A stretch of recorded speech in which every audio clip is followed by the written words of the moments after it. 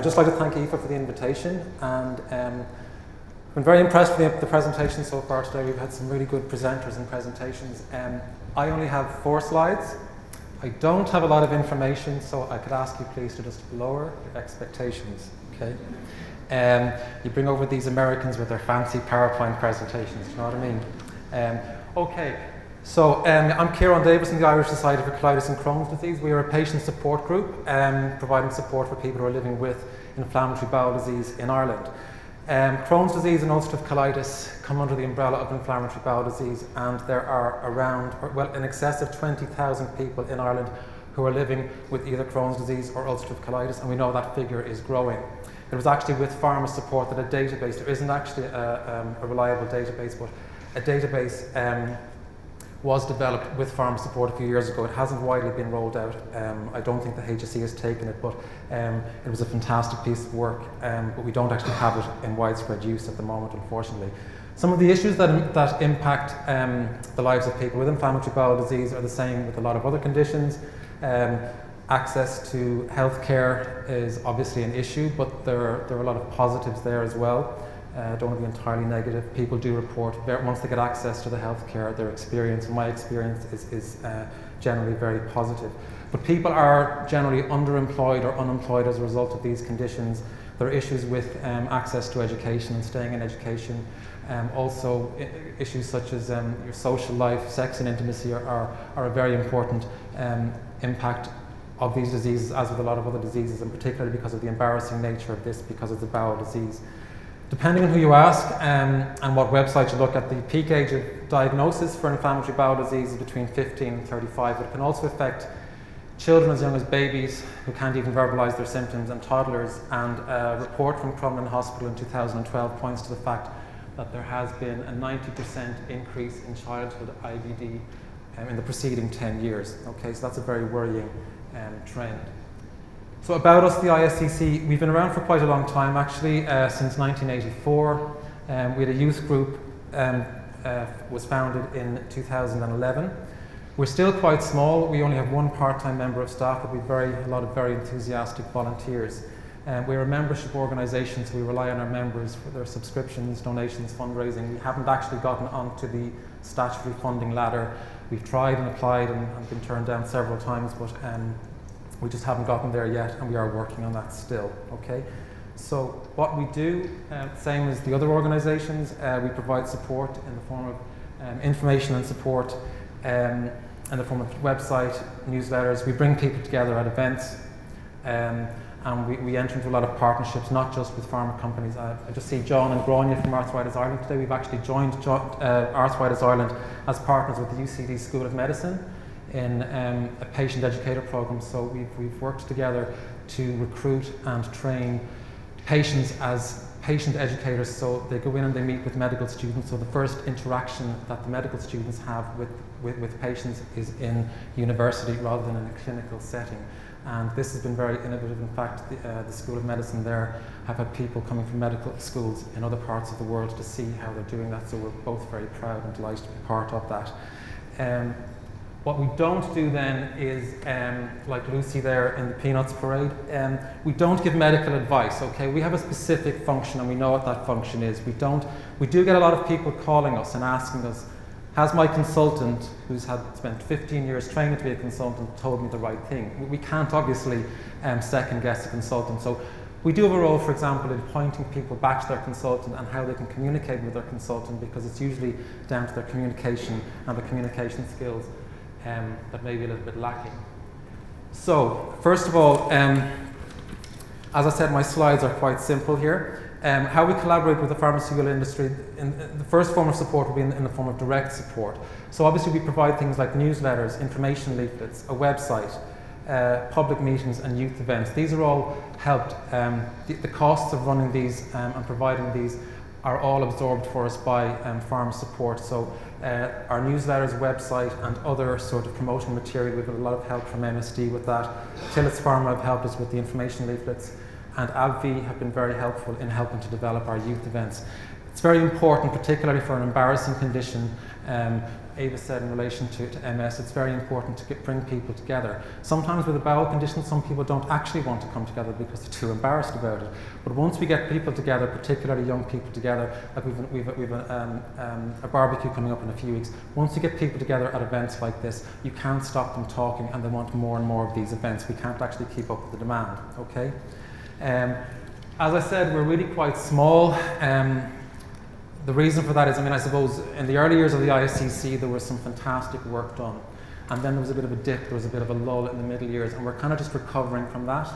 We got some fairly robust feedback from healthcare professionals and from members alike over the past few years. So if this piece is about partnerships that work, this partnership has worked in helping us to rebrand and rebuild our reputation and rebuild the activities and support that we can deliver. And that's being done with the support, because we don't have a lot of funding, with the help of pharma companies, okay? So another form of support is in the form of, like, say, indirect support or partnerships, okay? So first example I have of that is the Beaumont Hospital Better Health, Better Living program. And this is a self-management program which really follows, again, it's like whatever Arthritis are doing one year, we have to do the next year, because Arthritis Ireland have been very pioneering in self-management. They've been running their self-management program since 2007, I think.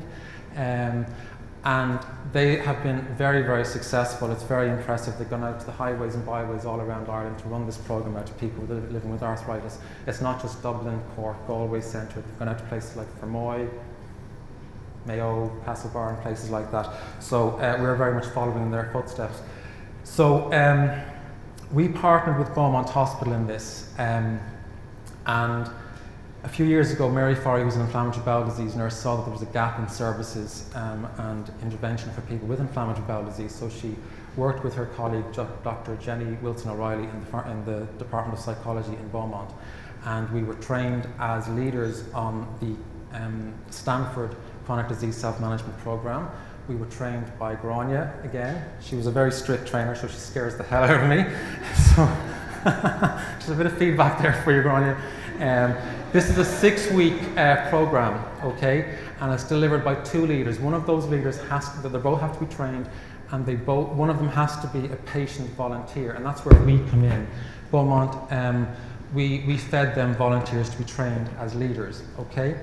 And the initial funding stream for this, which was provided by AbbVie, was for inflammatory bowel disease.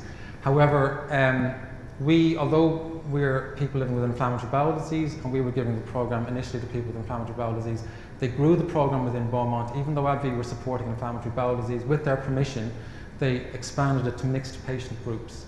I've also become a master trainer like Grania, probably not as good as Grania or as strict as Grania, but we have trained people in the program in Beaumont has supported the rollout of the program in Mayo, HSE West and Castlebar. We trained 20 leaders for them last year. The last 2 master training programs that were run were to mixed patient groups, not just for Beaumont Hospital, not just for inflammatory bowel disease. And in fact, just 2 weeks ago, I was out in the St. Luke's Radiation Oncology Unit in Beaumont.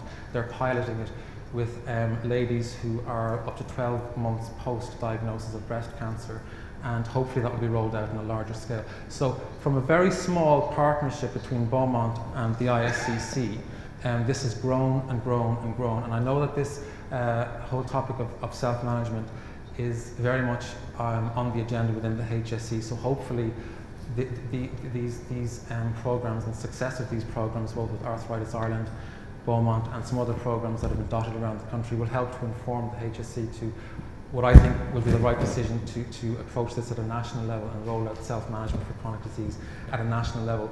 So that has provided or delivered direct patient impact. So I think this is a partnership that has really, really worked. Then, excuse me.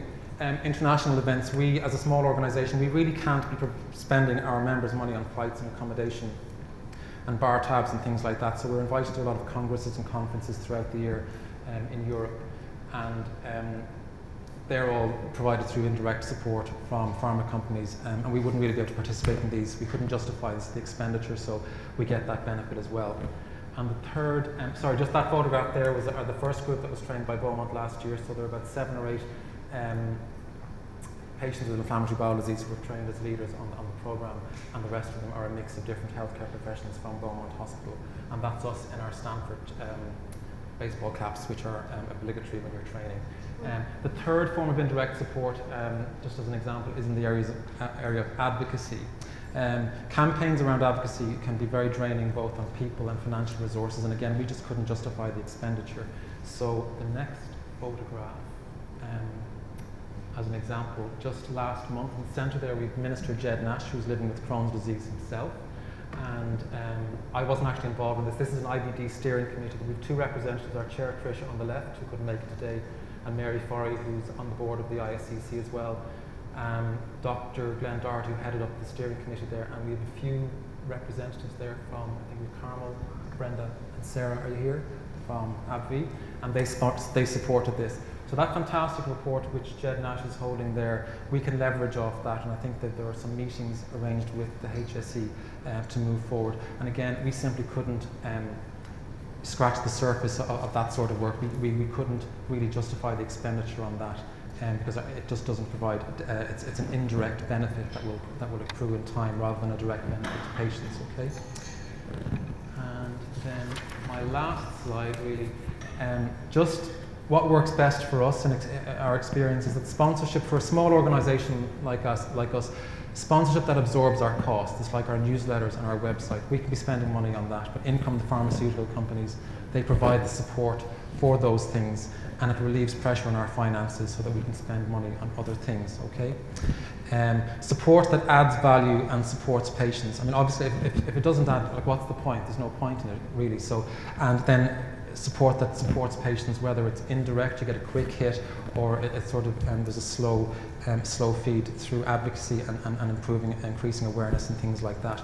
As Oliver said earlier on, that would like really circle back to what Oliver said in terms of having a clear common aim, consultation, and deciding together. And those three things have happened with our collaboration with some of our pharma companies, our pharma sponsors as well. And then thirdly, the partnership arrangements. For us, again, as a small underfunded organisation, these work very, very well because, you know, we just have to turn up at a hotel at an allotted time, do our prep work. We don't have to book the hotel, we don't have to manage people's diaries, we don't have to book the catering or pay for any of this. So in terms of the gut decisions report, that was all done for us by AbbVie. But we were very considered, I hope, very important stakeholders in that partnership. But it's not something that we could have run with ourselves. So these larger initiatives that we couldn't really run with independently, we just act as stakeholders, and that's very, very helpful in that it doesn't cost us anything, yet it does benefit our patient population at the end of the day. So that's me really. If anybody wants to contact us and give us loads of money, that's how you can do it. But in the meantime, I'd like to thank Eve again for the invitation and thank you for your attention. Thank you very much.